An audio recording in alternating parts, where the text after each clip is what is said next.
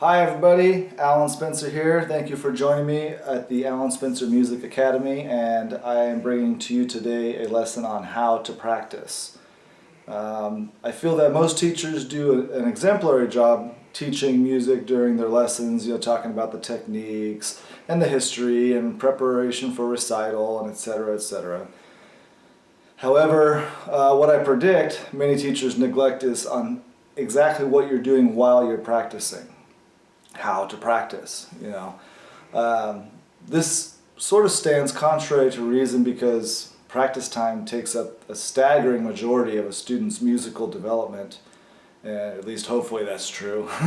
And they only spend 30 minutes, and some advanced students might spend an hour with you a week, but the other 7 to 8 hours of daylight and every day during the week, they're on their own. And that accounts for about 91% of their own personal time, which means for 91% of the student's musical development, they're doing it on their own. And I feel that it's imperative that the teacher dedicates several lessons, 2 to 3, maybe a little more if needed, training the art of practicing. Like osmosis just won't cut it when you're in a lesson and you're kind of little by little picking up things that you need to know from your teacher. You need to be taught exactly how to practice in the most effective and efficient way. And I have found as a teacher that most people who aren't taught how to practice properly will inevitably and invariably fall into the same pitfalls and routines and bad habits by default. One of the legitimate arguments advocating for live teaching over the artificial alternative, which I know is ironic because you're watching this online right now, but learning from videos and online resources is great, but a live teacher can show the student how to mold the most efficient and effective ways to practice. And I'm going to try to do as much of that as I can on this video. Like I said, online stuff is great, but only if they supplement what the live teacher is doing in your own lessons. So in my estimation, the artificial resource, the digital online stuff will never provide what a master can provide. And so I have this strategy that I use. Basically it has 4 steps. I guess it has 5 steps if you count the last one where you play through the whole piece, but basically a 4-step process that it might even already be emphasized in your curriculum. Maybe it doesn't have a concrete like vision or name. I'm sure there's people probably out there who have taught the same thing. I just don't know. I don't know if anyone has actually put it into a package. So I'm just going to call this the 4-step Spencer training program or something like that. I don't even really know. Here I am guilty of the same thing. I don't even have a name for it, but I know what it is. I know what I do when I teach it. So, or if you do already do something like this, maybe I'm offering a different perspective and can refine what you're already doing. I don't know. But here we go. The 4-step Spencer training program. Many of you, I'm sure, have heard of the cliche phrase, practice makes perfect. And when I was in college, I heard this from many other people as well, and it was finally my college teacher who said, well, okay, we can go with that, but more accurately, you can say practice makes permanent. Or he also would say sometimes, perfect practice makes perfect.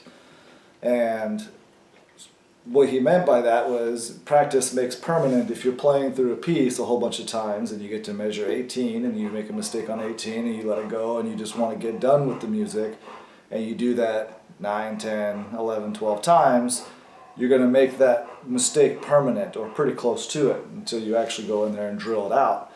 And so all you're doing is you're getting really good at messing that section up. That's what he means by practice makes permanent.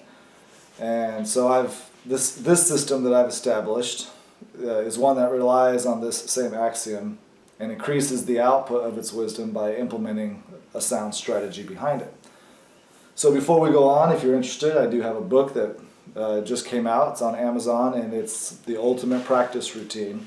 And it runs the gamut of all kinds of techniques and different different skills that you should have well under your belt before ever jumping into, well, I shouldn't say before, but that you should have under your belt if you want the piano literature to be easier to read that you're looking at, because they're all concepts and aspects that show up in most piano literature. I mean, like scales and arpeggios. I mean, of course everyone talks about these because they're really, really important, but there's also like, inversions and Hanon patterns and things like that in this practice routine book that will definitely supplement what you need when you're looking at piano literature. It will supplement your arsenal.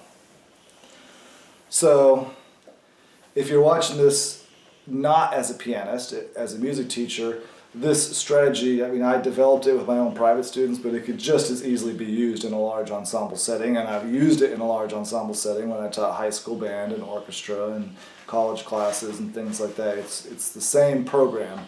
You just have to tweak it a little bit here and there, when you're dealing with a lot of people in a room, but the spirit of the strategy is still valid. Okay, so the main problem with the way most students practice, they're taught either indirectly or directly to, open up your music and review the notes maybe from last lesson and run the piece from beginning to end 1,000 times.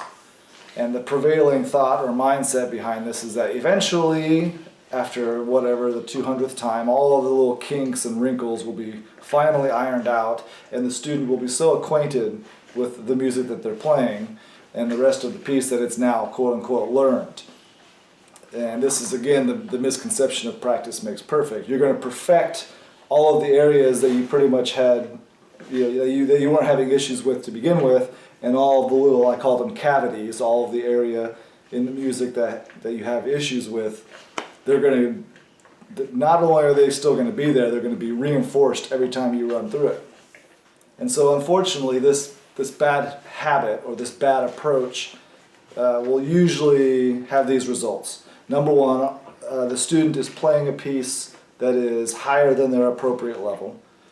The student makes the same mistakes over and over again, and then they get frustrated, the teacher gets frustrated, the music never really gets to the point where people are satisfied with it. The listener's frustrated and so on. They spend way too much time on a piece of music, and I'm not counting like the super high grade level Rachmaninoff stuff. That stuff takes time no matter what. But I'm talking about, in your method book, the one that you're going through, or maybe a recital piece that you're whipping out that students playing, practicing for 5 and 6 months. I mean, it's way too long to be on a piece of music, for a standard piece of music. And then finally, the worst part is that you're in lessons for years, and the student generally lacks the thorough and personal investigative element needed to conquer material as complicated as music. And I'm assuming if you're a teacher, you're going to want to get to the point where the student can launch and they can teach themselves, and they can put all the complicated pieces together on their own. By the time they've been with you for 5 or 6 years, you don't want to still be feeding them. What is this rhythm? Or how do you play this chord? Or what is it? Whatever. All that stuff. You want to give them a general sense of empowerment when it comes to something as complicated as this subject. So the Spencer 4-step strategy involves these steps. Identify the cavities, drill the cavities, put them in context, and then attack the next one. So you're going to have not a whole bunch, but you're going to have some cavities in your music that need to be taken care of. You have to identify them. I'm just going to run this again. Drill them out, put them in context, and then move to the next cavity. And then finally, the last step, which isn't really a step, but we can call it that, is when you finally run through the whole music, run through the whole chart. So you've also probably noticed, with the terms that I'm using, like cavities and drilling and stuff, that this can be easily compared or illustrated as what a dentist does when you go to the dentist office. Now, if you're a dentist and a patient comes in and they have 6 cavities, you could either thoroughly clean the entire mouth 200 times hoping that the cavities are going to go away when the mouth is cleaner, and we all know that's not going to happen. Or you could just drill through every tooth just to make sure that everything's taken care of, and that's pretty unnecessary. So step one, of course, is identify the cavities, drill one of them out, one at a time. In piano we call it put it in context. It doesn't really apply to a dentist office, and then you move on to the next cavity, and voila, there you go. And then you're finally taking care of the problem, and you're doing it in much less time than it would be cleaning the entire mouth 200 times or running an entire piece 200 times. All right, we're on step one, identifying the cavities. And as we said before, one of the worst things a student can do is run through a piece endlessly over and over again, kind of hoping for improvement. But before we address step one, let's take a step back for a second and talk about the repertoire, the actual music you're playing.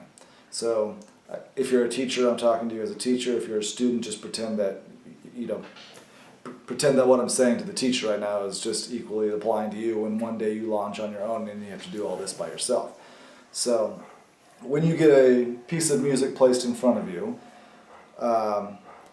there's one surefire test that you can do to check and see if the music is too difficult for the student or not. And don't rely entirely kind of like on the cataloged rating systems or the method book with that. I mean, usually method books are designed to be in order, but don't rely entirely on that. Most publishers do a great job of scaffolding the music in a method book. And they do it pretty appropriately, but all that information is helpful. But the true test is the first impression run through.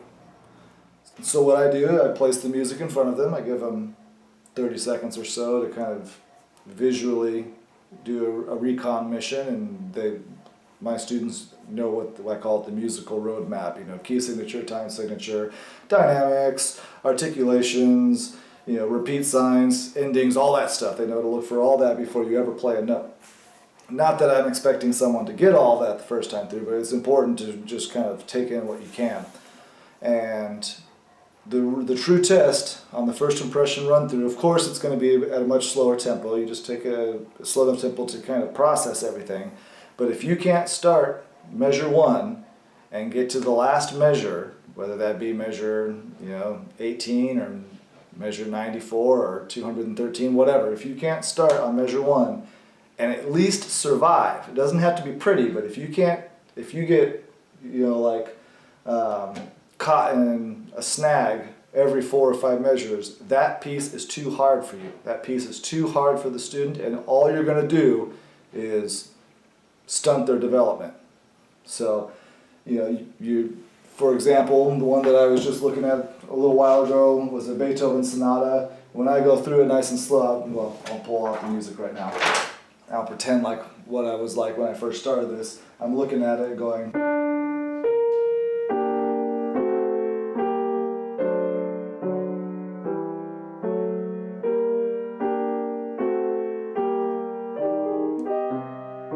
A couple mistakes here and there, but you're keeping it alive. That's what I'm trying to say. If you can keep it alive.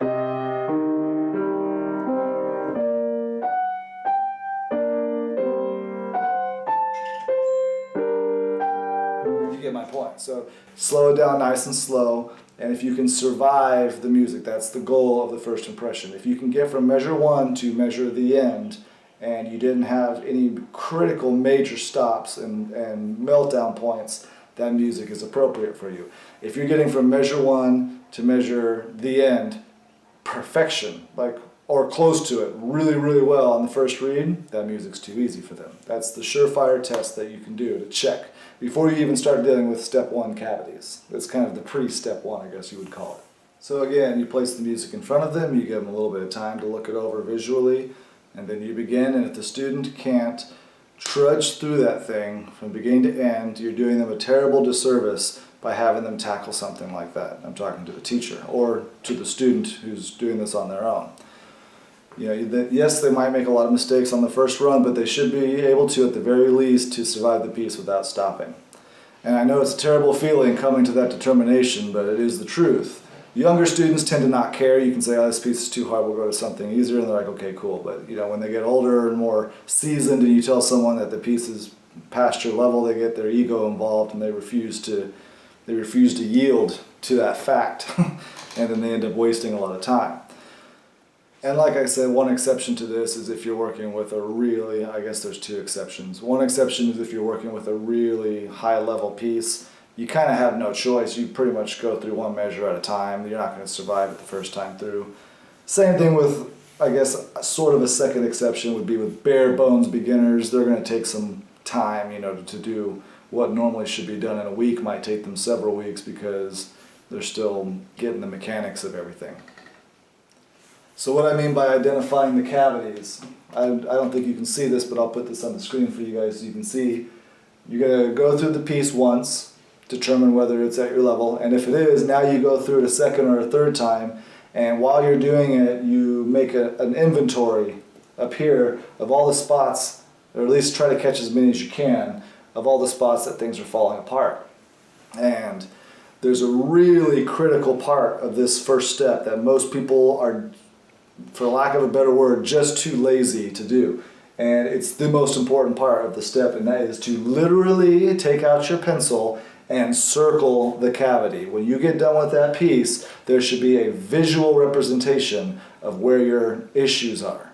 And I call that a cavity. So right here, I don't know if you can see it, but I have one right there, another one right there, and I had an issue with this section, and that section there, and then a little bit at the end. So kind of normal. When you get done, you should see all of these little holes, these pockets in your music.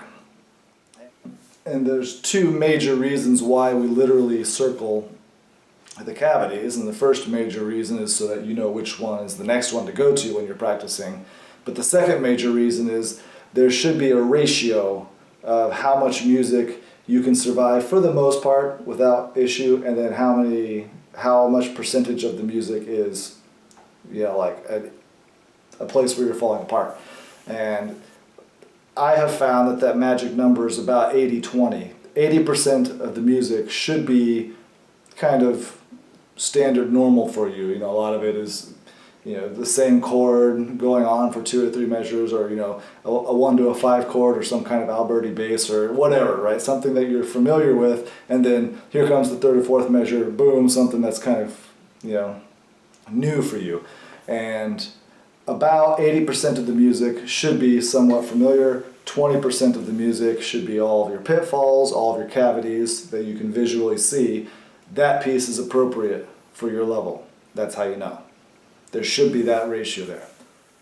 And so your music will sort of look like Swiss cheese after you do your recon mission and you make an inventory of all these places. If you have a long piece, it's probably going to take more run-throughs to find all those. If you're dealing with a second or third year student going through a method book and the song is only 18 to 32, or the piece, sorry, my college teacher would always get bent out of shape if I called it a song. Fine, okay, the piece is 16 measures or 32 measures long. It's pretty easy to find, and in method books it's kind of predictable where all of these pitfalls are going to happen. The end is usually one of them, halfway through before some kind of transition. You get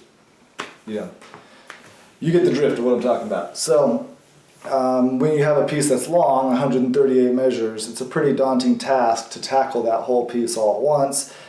It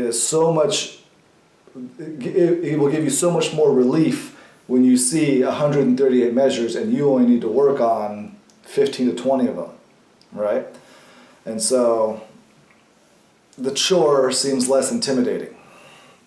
I realize I'm preaching to the choir a little bit here, but most people do skip over this part of step 1. They really do. It's just unfortunate laziness, and I'm guilty of it as well. And especially taking the time to discuss with your student in the lesson, not kind of like casually when you're out and about, in the lesson, to find the cavities and literally circle them. If you impose that task upon them, they will eventually do it on their own, right? It got to the point with me where a student would come in, they'd pull out their music and they'd play it, and I'd say, sorry, you haven't found your cavities yet. We're going to spend the next 15, 20 minutes now writing down all your cavities. Is what you should have done at home.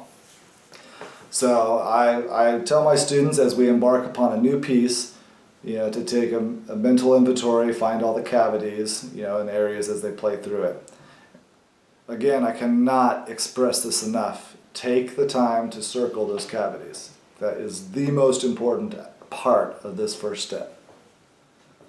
The only criticism that I've gotten from this program or from this, Spencer strategy is the usage of the word cavity. And they say, well, it's got a negative connotation, and you don't want, a student to have that, kind of that weight bearing down on them when they're playing. And I'm like, well, it's just like when you go to the dentist. The dentist isn't going to dress up in a bunny outfit and say you have cavities in a nice way. This is important stuff. If you want the music to sound good, you're going to need some truth. You're going to need some hard facts, and that's the teacher's job, is to give you those hard facts, and not to say, well, you have a slight note discrepancy, and it's blah blah blah blah. No, it's the wrong notes. Don't inundate your student who's already trying to juggle all of these items in their hands just to play a piece of music with unnecessary information. Just give them the hard truth. But I do understand, the criticism of calling it a cavity. I thought for a while what else to call it, and I said, it works. If it works for a dentist, it works for, playing piano. You can use different terms and nomenclature if you wish. I don't care. It's totally up to you. Some prefer, I guess some people call them opportunity measures, or or challenging spots, or grinding measures. That's all fine. Whatever. I personally don't like to sugarcoat the issue, and I choose cavity because I found that my students progress pretty quickly with that. No negativity or no negative connotation is implied when I say it. I'm just giving the truth, just like a dentist would. Okay, so recap. You open up the music for the first time.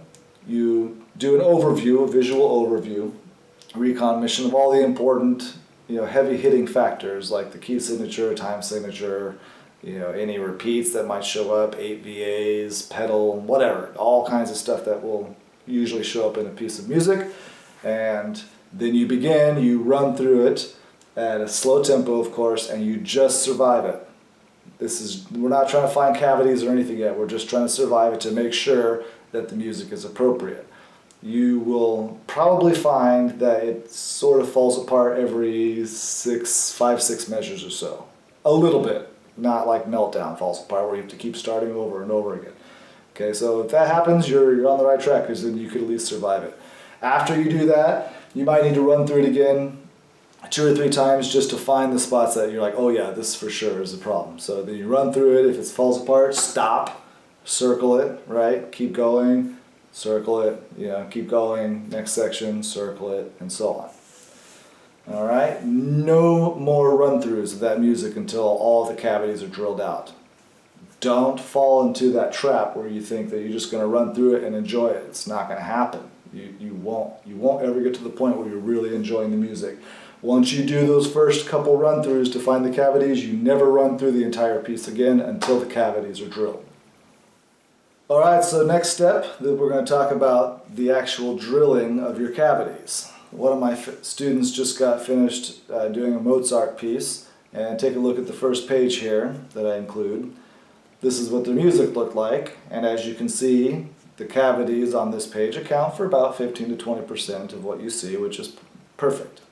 And a little later we'll talk about putting cavities in context, but I'm going to skip over that just for a minute. It's important that the student drill the cavity over and over again. You've identified it now, and now you focus right on that section. You've isolated it, and now it's time to take care of business. But the step that is usually neglected after that is really the only way you can check for mastery. And after a student drills and drills and drills and drills on this cavity, they usually just go, okay, well that's good, and they jump to the next one. Drill, drill, drill, drill, drill, jump to the next one, drill, drill, drill, drill, drill. And I mean, it's good that they're doing the work, but they're not doing one little test that's very important, and this is called putting it in context, which is technically the next step, but you kind of do step 2 and 3 at the same time. So you drill, drilling is step 2, putting it in context is step 3. So you drill the heck out of that measure or two, and once it's mastered, which takes most people take 15, 20 times, starting slow, getting a little bit faster. By the 20th time of drilling a cavity, you kind of have it under your fingers pretty well, but they don't back it up. 2 or 3 measures and just test in context to see if it's actually working. You know, you might be able to play the same 2 measures because you just, you know, did some grinding for the last 20 reps, but can you actually do it where it needs to happen, which is the measures right before going into it and a measure or 2 going out of it. That's the test to see if that cavity is drilled. It's called putting it in context. Very, very important. Very important. One major mistake is drilling like crazy, you know, one of the cavities and then just immediately going to the next one because you want to, you know, you want to get through all this annoying stuff as quickly as you can. I understand. It's not quote unquote fun to do this. So you drill, back it up a measure or 2, see if you can get into the cavity and out of the cavity, you know, without issues. And if you do back it up a measure or 2 and you get to the cavity and it falls apart again, or there's one little spot that's still not quite drilled out, what do? You start over, you drill it again. This time you don't have to go 15 times, you might just need 5 times, but you drill it again, put it in context. If you can get into it and out of it without, you know, without consequence, without any issues coming up, that cavity is drilled out. Okay, and then you go to the next cavity. Another big problem is if they're drilling a cavity that's on measure 30 and they finally get it done, they put it in context and it sounds good, they go all the way back to the beginning and they play through the whole piece. Don't do that. Don't go back to the beginning and play through the whole piece. We already talked about that. You're not allowed to play through the whole thing. So you get done with the cavity, you move to the next one, rinse, lather, repeat. You drill it like crazy, put it in context, back it up, see if you can get into it and out of it, go to the next cavity, drill like crazy. This whole process will probably take about maybe 3 or 4 days, okay, to drill all the cavities properly in your music. You will find that after you do that, you drill, you know, 2 or 3 cavities on one day, you go back to practice the next day and you have some issues show up again. Not as severe as what you had before, but they will keep coming. You know, there will be a remnant there. And so that's why you have to do it, practice every day, or as much as you can, as close to every day as you can, because little shadows and little echoes of the issues you were dealing with will still kind of show up, even on stuff that you did have mastered legitimately, you know, in context. And before I forget, this is an example of what a piece of music would look like that would be inappropriate for a student. So the ratio is way off. There's way too many cavities on a page. All you're doing is grinding and grinding and grinding. You're basically going to spend all of your practice time grinding one measure at a time, and there's no context to put it into, because every time you go to the next section or every time you try to back up into a section, it's just all cavities. It's all rotten, basically. So all you're going to do is you're going to eventually spend 6-7 times as much time on something that you would have been able to play anyway if you were playing lower level literature that would be contributing to all the skills that you finally need to play the piece that you were originally on. Like, for example, I know I might not be making myself clear, but if you're trying to do like a grade 4 piece and it's riddled with cavities, then go down and you could play 2 or 3 level 3 pieces that would boost your skills and your arsenal to the point where you could play the level 4 piece at the same rate that you were doing the 3. The only problem for you is you just have a delay of a couple months or whatever, you know, before you can finally get there. But people say, well, I don't want to wait a couple months to play that piece. Well, you're going to be playing it for a year. So, you know, you're going to be practicing it for a year, so, you know, why would you do that to yourself?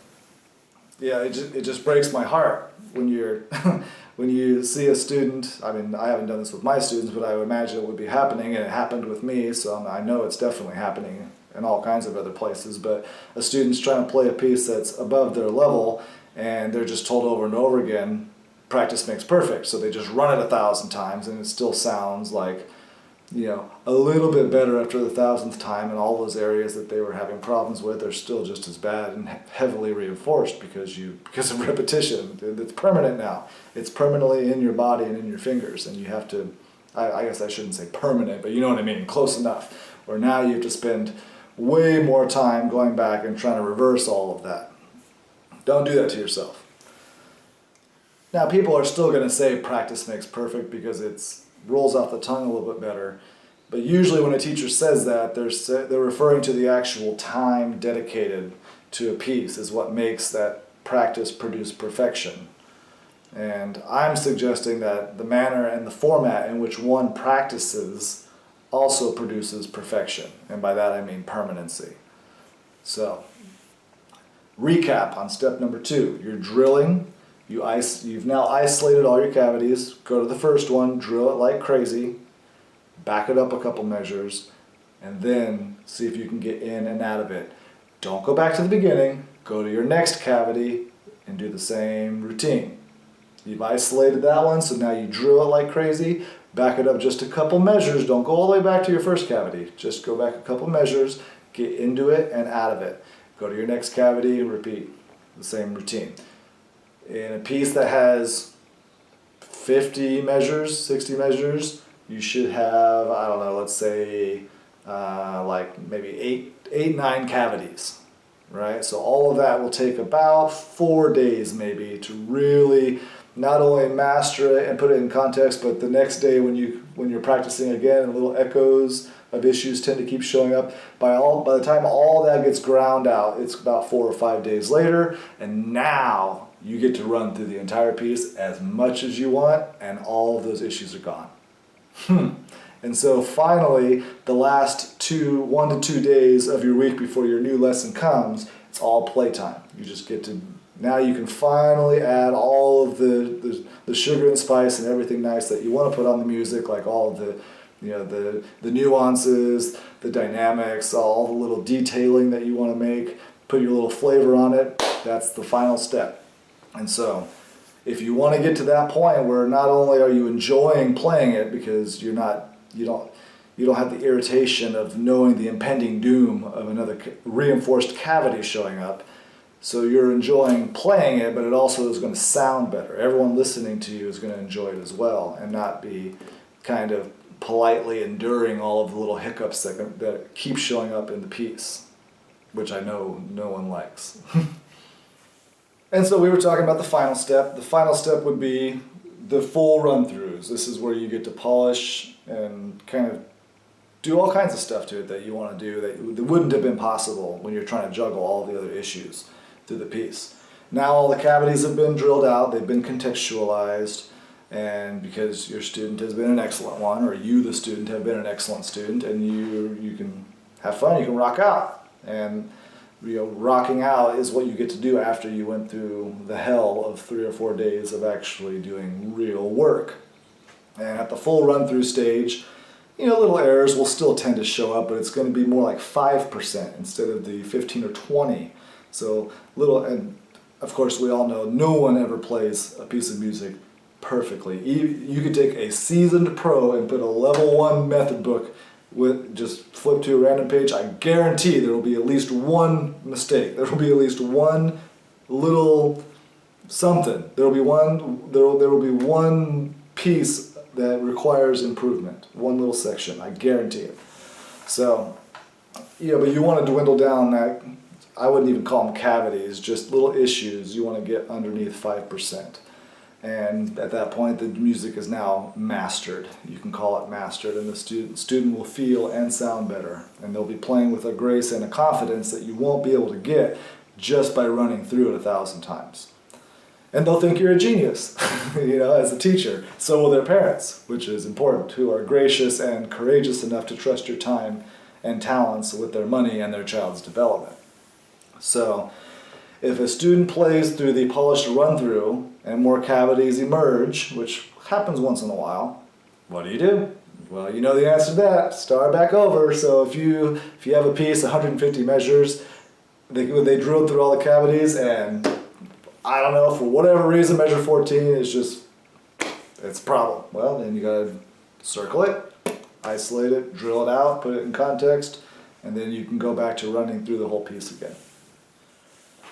Alright, so I'm going to conclude with some other thoughts and things that I think are important. Just as a quick recap, the pre-step is to check and make sure before you start that the music is actually appropriate. And by start, I mean isolating cavities and all that mess. Just first see if you can get through it. Second step would be to literally isolate the cavities so you know where they're at. And then third step is to drill that cavity and then put it in context. It's sort of like the same step. I guess you could consider step 3 and 4 as kind of like step 3, because you can't go to the next cavity until you put it in context first. So I think you see what I mean. And then the final step is running through it.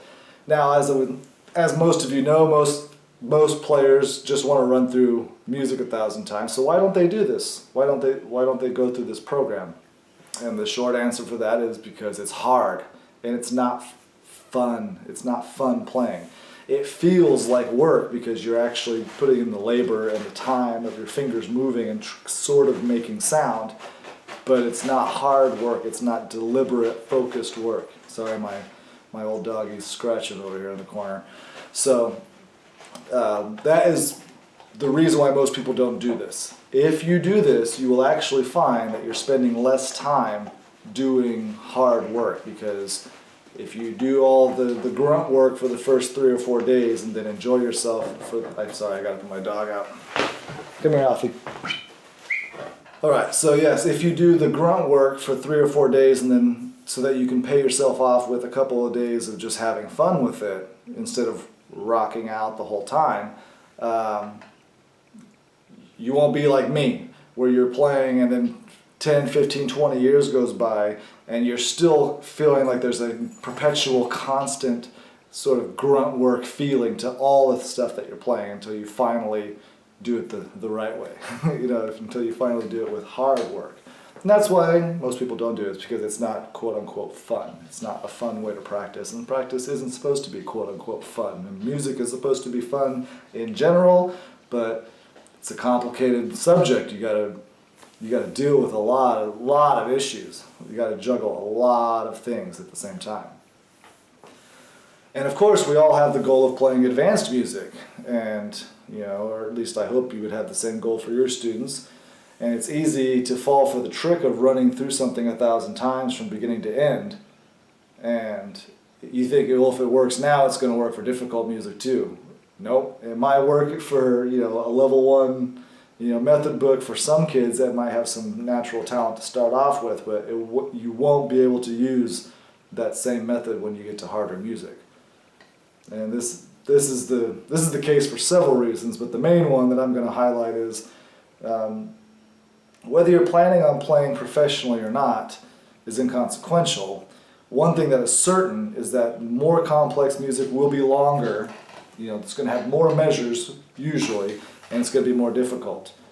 It's also likely that you're going to be expected to cram more music into a presentation of some sort, like a concert or a recital or whatever, and you're going to be expected to do that in less time. You don't get more time as you become more professional. Like, example, when I was in college, you're playing an orchestra or something, you spend, I don't know, 5-6 weeks before a concert comes up on music. When you go to play with a real pro orchestra, you get 3 days. You get 2 days of rehearsal, 1 day of a dress rehearsal, and it's showtime usually the same night. So when you start to play more advanced music, you're not going to be able to handle all of that unless you have a very focused routine drilling process when you're practicing. If a pianist was going to practice a 75-minute concerto and have to run through from beginning to end 1,000 times from measure 1 to 844, there's no way that pianist would be employable. The orchestra can't wait 25 years for me to get all those notes down. That's the unfortunate truth. So a couple more thoughts. 2 months working on an overly difficult piece, like a piece that's higher than your level, over and over from beginning to end, yields one piece of music. And it will likely have fundamental deficiencies and way too much lost time. So inappropriate level pieces, practiced properly, will yield one piece, usually in a week or two, and it promotes the integrity of a student's development. Like the skills that they get from that piece, they'll be able to dispatch in a new piece that you'll identify patterns and stuff that you normally wouldn't identify before, and so your progress through it is much faster. And then, like we said, as opposed to what most people do when they practice, the majority of their time is spent working on parts that they can already play well, which accounts for 80% of the piece, all that non-cavity material, and then you just have this 20%, not only of that piece that never really gets taken care of, but that 20% will follow you, and you'll have these enormous developmental gaps in your musical playing career. And it's not a comfortable feeling. Like, I know that a lot of people deal with this. If I can give kind of an example of my own, when I taught middle school marching band, I had one parent he was a drumline parent, and he wanted his two boys to play in the advanced group, the advanced drumline, and they weren't ready. And his boys, were at like, I'm just going to use kind of random arbitrary numbers here, we're at like a level 2 playing ability, and the advanced group was like at a level 4 or 5. And, so he, out of his own pocket, hired a drum instructor tech on the side, to pull them to the side and teach them the drumline show line by line, measure by measure, every day for a month. And his boys were able to play it, kind of subpar, but they were able to kind of get it before the rest of the drumline got it. The rest of the students took, maybe a month and a half, So his boys got it sooner, and it appeared at first like it produced more results. However, now these boys can play that level 4 music that the rest of the drumline was playing, but they can't identify any of the major things that show up. If I put another piece of music in front of the drumline, all of the drumline that spent the month and a half, the students that took longer to learn it, who were at the appropriate level, now can learn all the other music that's placed in front of them on their own, and these two boys couldn't. To give it to you in a sense of numbers, the rest of the drumline, if I gave them a brand new piece of music, would be able to survive 80% of it or so on their own. These boys could survive about 10% of it on their own. So they went through all that work and time and money and effort to get them to learn this particular show, and there's not much that they could dispatch in new music if they need to. And this was because no one was next to them, kind of spoon-feeding them the music line by line from beginning to end. Don't allow your students or yourself to be lured into the comfortable trap of the artificial high achievement facade. It may turn heads, when you see a young player pounding out high-level works, but you're the one selling everyone short if your student is not properly training during their practice sessions. The student is also limiting their ability to govern their own progress, which is going to make your life difficult as a teacher, and of course it's going to make their life difficult. You want them to be able to govern their own progress on their own eventually after a couple of years. I mean, we all understand that drilling is just not fun, whether it be talking about teeth or pounding out keys on a piano, 15, 20 times. But think about your expectations that you have for a dentist. If there's a cavity, we expect the dentist to drill it out. And we don't want them to polish the entire tooth for an hour and keep the problem there. And if he polishes it for years and years and your teeth look nice and pearly white, it won't get rid of the cavities. And all those fundamental issues stay for a long time. I'm talking about with as a dentist, but music as well. I assure you, speaking from personal experience, you will waste more time later reversing the inefficient mindset and redoing and reevaluating and retaining old habits than you will if you do it right the first time. And so with this program, the lessons become tremendously less frustrating for the teacher and for the student, but mainly the teacher. I'm talking right now to someone who's either a teacher or a student who's getting to the point where you're teaching yourself. You can now expect students to come into a lesson with their cavities pre-circled. You'll be able to tell if they practiced them or not, because I've had some students before, they just try to circle some spots before they come in to try to make it look like they did work, and I say, okay, well let's hear it, and then, they can't do it, and so I'm like, okay, you obviously didn't practice. So it comes down to the fact that the strength of your authority will be reinforced by the fact that the student will know the consistent expectations of each lesson and the specific areas of the piece that they'll have to deliver on. And quite frankly, you'll be blessed with not having to put up with much, malarkey and frustration listening to them play something. The evidence is pretty cut and dry in front of both of you by the time it's done. And so, like I said, the very first thing that I ask for when a student comes into a lesson, besides having them play, warm up and do stuff like that for a while, is I say, let me see your cavities. And so if they don't have them written down, I just say, I'm sorry, you're not ready for a lesson today.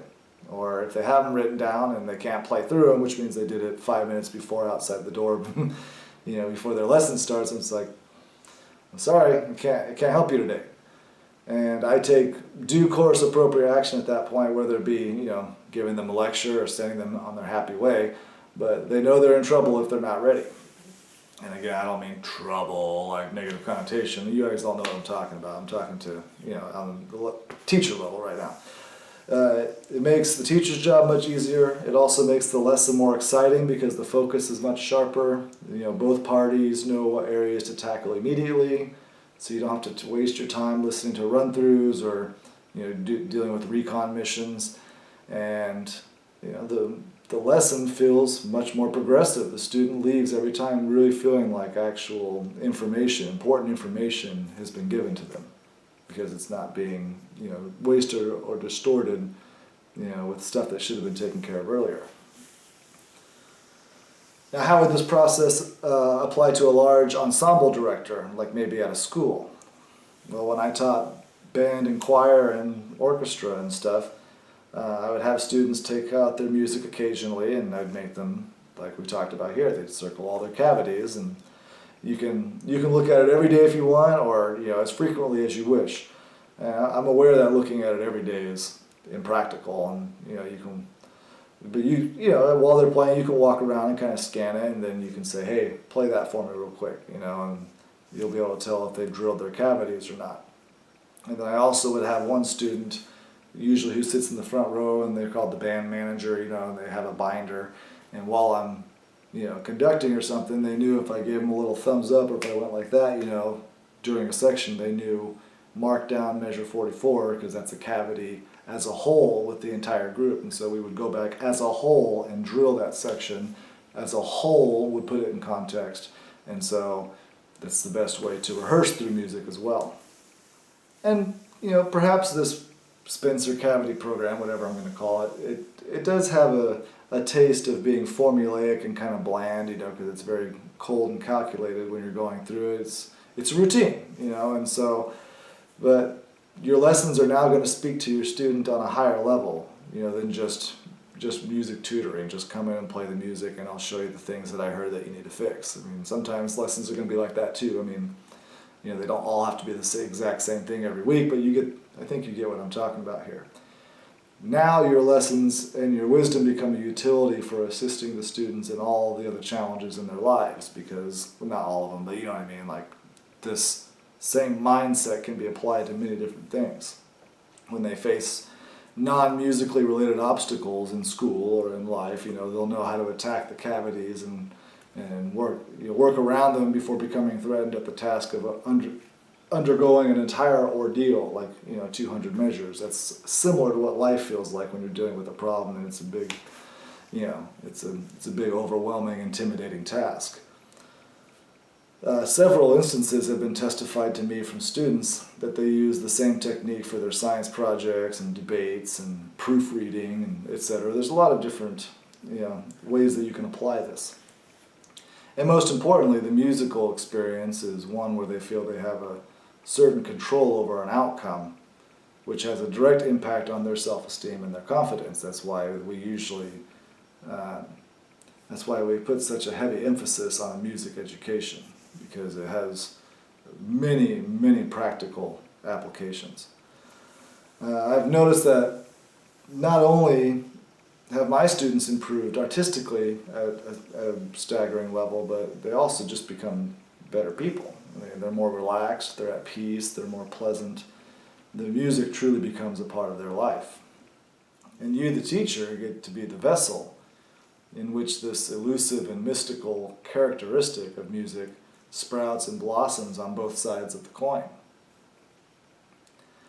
So someone told me a long time ago that the most important, I guess we could call it, the most important part of being a musician is your bank, your repertoire.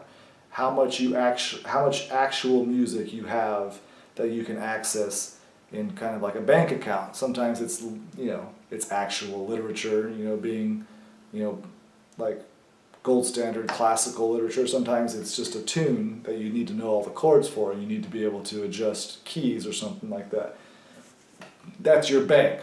And so when it really comes down to it, you need to fill up your bank as much as you can. And when time is wasted every week on stuff that is not only not helping you but making it worse because you're reinforcing all of these trouble spots in the music, it's gonna take away from your bank. It's kind of like, I guess a better way of thinking of it is like a battery. You want to always be charging up your battery, and there's things during the week that you practice that suck energy, they suck juice out of your battery. And so I hope this has been helpful for many of you. Love it or hate it, this profession is a noble one, and we all have a duty not only to uphold the virtues of music, but present it in a way that strengthens the student in many other aspects of their life. I would like to close with a little mantra that may shed some light on your approach in the future. Repetition does not beget competence. The music has to be competent first. Repetition refines competence. Competence begets confidence. And confidence begets conviction, peace, and grace.